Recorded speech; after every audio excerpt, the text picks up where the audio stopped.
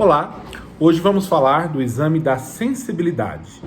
O exame da sensibilidade, idealmente, não deve ser deixado para o fim do exame neurológico, porque o exame da sensibilidade, de todas as modalidades do exame neurológico, é aquele que mais depende da informação do paciente. É evidente que a sensibilidade é eminentemente subjetiva, própria de cada um. Não há como eu sentir algo por você. E por isso nós dependemos muito daquilo que o paciente nos diz. Se eu deixo o exame da sensibilidade para o fim do exame neurológico, o paciente pode estar já cansado, exaurido e a informação não ter muita confiabilidade.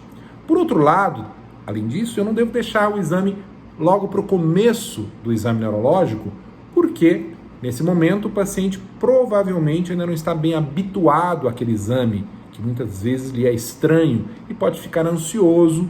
Ele ainda não está acostumado com o exame e, por isso, também a informação pode ter uma baixa fidedignidade. Portanto, o ideal é que o exame da sensibilidade fique mais ou menos pela metade do exame neurológico. A sensibilidade se divide em subjetiva e objetiva. E aí vocês podem me dizer, mas como? Você acabou de dizer que a sensibilidade é subjetiva eminentemente? De onde vem essa divisão? Essa divisão é didática, é artificial. Nós chamamos de subjetiva aquela sensibilidade que consiste nas informações que o paciente nos dá quando nós perguntamos. Então, eu pergunto ao paciente: alguma área do seu corpo você não sente bem, está dormente, está formigando, você passa a mão e não sente o dedo encostar na pele? E isso é o que nós chamamos de sensibilidade subjetiva.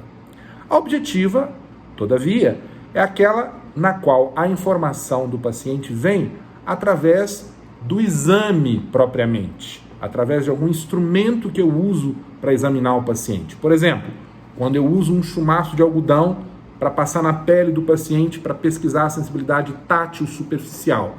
E eu pergunto para o paciente se ele está sentindo bem o contato desse algodão. Isso é a sensibilidade objetiva. Quando eu uso uma agulhinha descartável para sentir se o paciente sente a picadinha, para saber se o paciente sente a picadinha da agulha na mão, isso é sensibilidade objetiva. A sensibilidade objetiva, por seu turno, se classifica em 3 grupos: superficial, profunda e mista. A superficial, por sua vez, se classifica em tátil, térmica e dolorosa. A tátil superficial consiste, como o nome diz, superficial, na sensibilidade tátil da superfície da pele. Então, ela é testada com um chumaçozinho de algodão ou mesmo com aquela escovinha que vem na extremidade do martelo de reflexos na superfície da pele. A sensibilidade térmica não é testada de rotina, não vamos falar dela hoje. E a dolorosa, por sua vez, é testada através de uma agulha, sempre uma agulha descartável, e nós vamos perguntar ao paciente se ele sente a picadinha da agulha na pele. Essas, então, são as modalidades de sensibilidade superficial: tátil superficial, dolorosa e mista. Observem que essa tátil superficial não é a sensibilidade discriminatória, localizatória. Eu quero saber se grosseiramente o paciente sente o contato do algodão na pele. Então, por isso ela é também chamada de sensibilidade grosseira ou protopática. A sensibilidade superficial é diferente da sensibilidade profunda, que é discriminatória. Ela consiste em saber se o paciente consegue discernir se ele tem 2 pontos ou 1 ponto encostados na pele. E essa sensibilidade discriminatória faz parte da sensibilidade profunda. Já a sensibilidade profunda consiste naquela que é dada pela profundidade da pele. Por exemplo, uma modalidade de sensibilidade profunda é a vibratória, também chamada de palestesia. Ela é testada com o auxílio de um diapasão. Esse é um diapasão, é um instrumento que vocês devem ter. É o mesmo diapasão que nós utilizamos para testar o 8º nervo craniano, para testar a audição do paciente. Ele também é utilizado para averiguar como está a sensibilidade vibratória, a palestesia. Nós devemos estimular o diapasão dessa forma, segurando a haste do diapasão e estimulando não de forma truculenta, mas dessa forma mais delicada o diapasão. E nós vamos encostar a haste do diapasão numa eminência óssea, por exemplo, aqui na articulação interfalangiana do paciente, para saber se ele está sentindo a vibração. Então, a sensibilidade vibratória é captada pelos corpúsculos de Vater-Pacini, que estão localizados na profundidade da derme. Por isso, a sensibilidade profunda é um tipo de sensibilidade... por isso, a sensibilidade vibratória é um tipo de sensibilidade profunda. Um outro tipo de sensibilidade profunda é o tato profundo, o tato discriminatório, que é aquele que discerne se o paciente está ou não sentindo um ponto ou 2 pontos, quando nós colocamos 2 pontos encostados na pele. Então, para o paciente discriminar se ali são 2 pontos ou 1 ponto, nós utilizamos um compasso, que é especial para isso. Esse exame não é feito de rotina, mas esse tato é discriminatório, ele discrimina perfeitamente onde está aquele pontinho que o compasso encosta, onde o compasso encosta na pele. Finalmente, nós temos a sensibilidade mista, que é uma mistura, uma miscelânea dos vários tipos de sensibilidade. Por exemplo, nós temos a noção de posição segmentar, onde nós vamos perceber se o paciente sabe dizer se o dedo está para baixo ou para cima. Para isso, o paciente usa várias modalidades de sensibilidade que são integradas no córtex sensitivo, no giro pós-central, com outras áreas do encéfalo, por isso a sensibilidade é mista. Um outro tipo de sensibilidade mista é a estereognosia, estereoforma. A estereognosia é a capacidade de saber que objeto o paciente está segurando na mão sem ver. Então, eu coloco, por exemplo, uma pilha ou uma caneta na mão do paciente e ele, de olhos fechados, me diz, é uma pilha, é uma caneta. Para isso, ele usa a forma, a temperatura, a textura do objeto, o peso. Então, ele está usando várias modalidades sensitivas integradas no córtex, com as áreas da memória, do conhecimento. Por isso, essa sensibilidade é mista. Então, voltando, nós temos sensibilidade subjetiva e objetiva. A objetiva se classifica em superficial, profunda e mista. A superficial se classifica em tátil, térmica e dolorosa. A profunda nós vamos examinar dentro da profunda, principalmente a sensibilidade vibratória, a palestesia, e não examinamos de rotina, mas é bom saber, existe o tato discriminatório, também chamado de epicrítico, é o tato profundo. E temos, além disso, a sensibilidade mista. Nós vamos examinar principalmente a noção de posição segmentar e vamos examinar a estereognosia, a capacidade de saber que objeto o paciente está segurando. Quais são os caminhos pelos quais essas diferentes modalidades de sensibilidade trafegam? Então, vamos começar pela sensibilidade superficial. Tátil, o tato grosseiro, térmica e dolorosa. Quando, por exemplo, eu passo um chumaço de algodão no dorso do pé, ou faço um carinho de leve com os meus dedos no dorso do pé, como é que eu sinto isto, essa sensibilidade tátil grosseira? Então, a sensibilidade tátil superficial, ou tátil grosseira, ou protopática, é captada por terminações nervosas livres, ali, por exemplo, no dorso do pé, viajará por nervos sensitivos, que vão subir pela perna, pela coxa, e adentrará a medula através da raiz dorsal, que está aqui representada nesse corte axial da medula. Essa raiz dorsal vai fazer conexão sinapse com uma outra fibra nervosa, um outro neurônio, que vai então decussar, mudar de lado, adiante do canal central da medula, então na comissura anterior, e vai subir. Essa seta aqui para cima, na verdade, é imprecisa, porque obviamente o desenho não é tridimensional, mas a fibra vai subir para cá. Para cima, claro, ela sobe para cima, não é um pleonasmo, mas ela vai subir para o tálamo. Então, esse trato que sobe para o tálamo é chamado de espino talâmico anterior. Por quê? Porque esse é o trato que transmite a sensibilidade tátil superficial, o tato grosseiro não localizatório. Aqui nesse esquema, agora num corte coronal da medula frontal, nós estamos vendo que a sensibilidade entra pela raiz dorsal, faz conexão no corno posterior, decussa e sobe do outro lado até o tálamo do outro lado.